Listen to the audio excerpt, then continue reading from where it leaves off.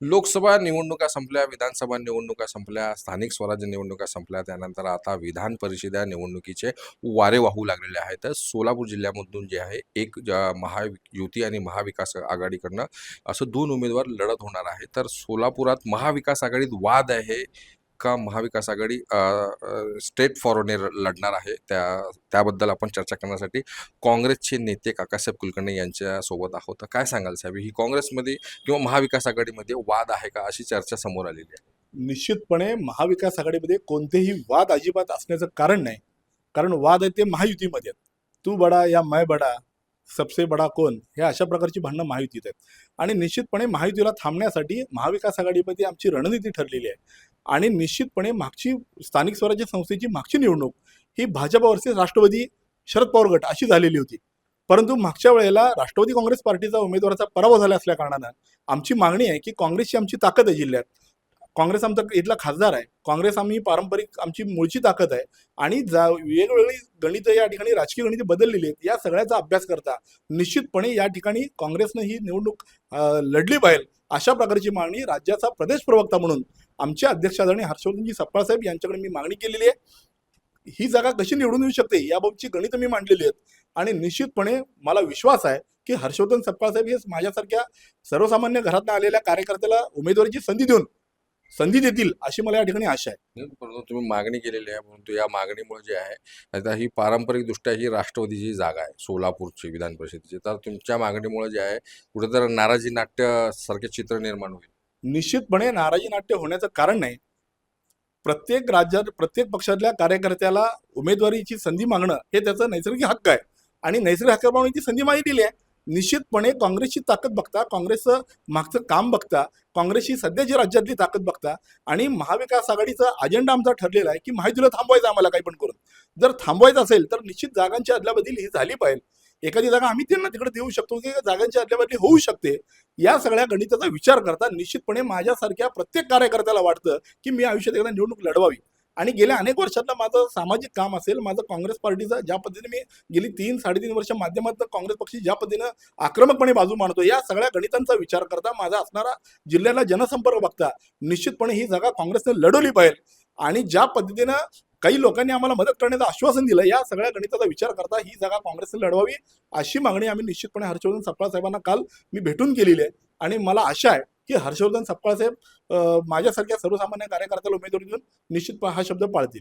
परंतु कसं तुम्ही अंदाज लावलाय, तुम्ही ठीक आहे तुमच्यासाठी मागणी केलाय, तुमच्या मागं तेवढं जनाधार किंवा तेवढे जे आहे लोकप्रतिनिधी आता ह्याच्यामध्ये जे आहे जिल्ह्यातील सर्व नगर परिषद, महानगरपालिका, जिल्हा परिषद सदस्य यांचे लोकप्रतिनिधी जे आहे निवडणूक करणार आहेत.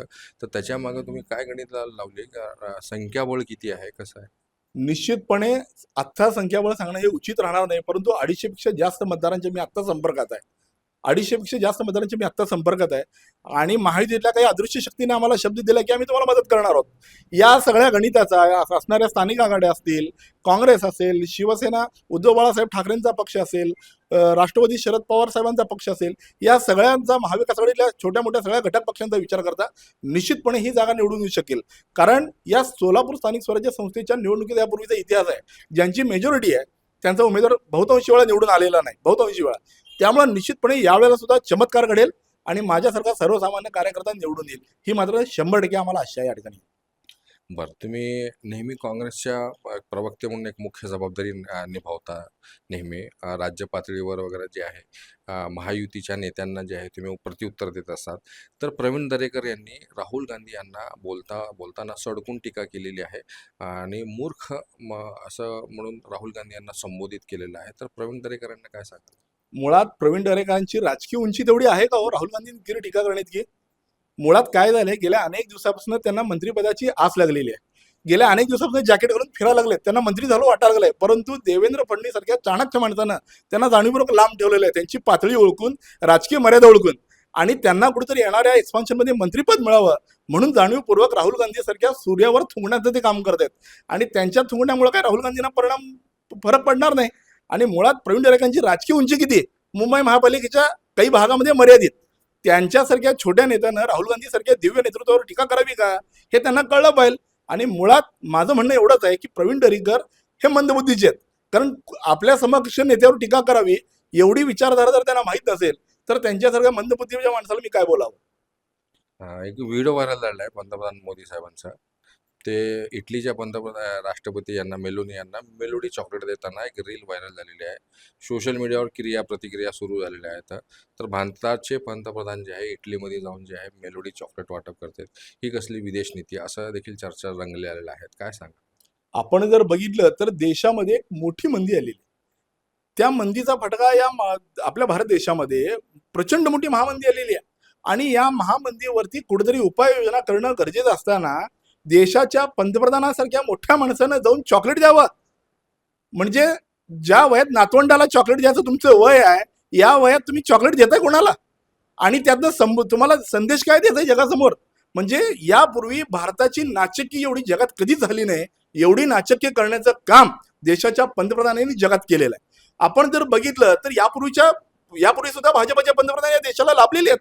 अटल बिहारी वाजपेयींना या देशामध्ये सगळ्याच पक्षातनं जनाधार होता, सगळ्याच पक्षाचे लोक त्यांचा आदर करायचे. परंतु नरेंद्र मोदीजींनी ज्या पद्धतीनं या जगामध्ये जातात, भारताची नाचक्की करून घेतात स्वतःची, आणि आपण जर बघितलं त्या इप्स्टीन फाईल सारख्या प्रकरणामध्ये त्यांचं नाव यावं आणि आता तर त्यांनी अधिकृत त्याला ठोस पुरावा दिला की चॉकलेट वाटत फिरत आहेत. म्हणजे तो जर व्हिडिओ आपण बघितला 10-20 सेकंदाचा चॉकलेट वाटण्याचा, अतिशय हास्यास्पद आहे आणि त्यांची विदेश नीती फसलेली आहे. ज्या पद्धतीनं ते जनतेला इथे चॉकलेट देऊन वेड्यात काढून सत्तेवर आलेले आहेत, त्याच पद्धतीने ते जगात चॉकलेट वाटत आहेत. आणि निश्चितपणे मला वाटत नाही की त्यांच्या चॉकलेट देण्यानं इथल्या मंदीवरती काही परिणाम होईल. देशाचा अर्थव्यवस्था प्रचंड मंदीच्या घाईत लोटलेली आहे. येणाऱ्या काळात लॉकडाऊन लागेल काय अशी परिस्थिती या देशात निर्माण झालेली आहे. महाराष्ट्रातल्या अनेक जिल्ह्यामध्ये आज पेट्रोल मिळत नाही, डिझेल मिळत नाही. काल परवा मी एक व्हिडिओ बघितला तर नागपूरमध्ये एका पोलिसानं सांगितलं की आमच्या गाडीत डिझेल नाही, आम्ही तपास करू शकत नाही. सरकारी गाड्यांना डिझेल मिळत नाही, 90-80% पंप बंद आहेत. अशी अवस्था महाराष्ट्रात देशात असताना देशाचे पंतप्रधान चॉकलेट वाटत फिरत आहेत. म्हणजे काय चाललंय? म्हणजे एवढा असला फसवा पंतप्रधान या देशाला पुन्हा नको रे बाबा, अशी विनंती मी देवाकडे निश्चितपणे करणार आहे आणि निश्चितपणे आपल्या चॅनलच्या माध्यमातून सांगणार आहे की या देशाच्या असल्या पंतप्रधानांच्या पॉलिसीमुळे निश्चितपणे आपली अर्थव्यवस्था ढासळलेली आहे आणि इंटरनॅशनल पॉलिसी सुद्धा ढासळलेली आहे. तुम्ही आता बोलताना बोललाय की नातवंडांना चॉकलेट वाटायचं वेळ आहे त्यांची. नातवंडच नाही, त्याचा बोलण्याचा अर्थ असा आहे की निश्चित 60, 65, 70च्या वयामध्ये आपण चॉकलेट कोणाला देतो? नातवंडांना देतो ना.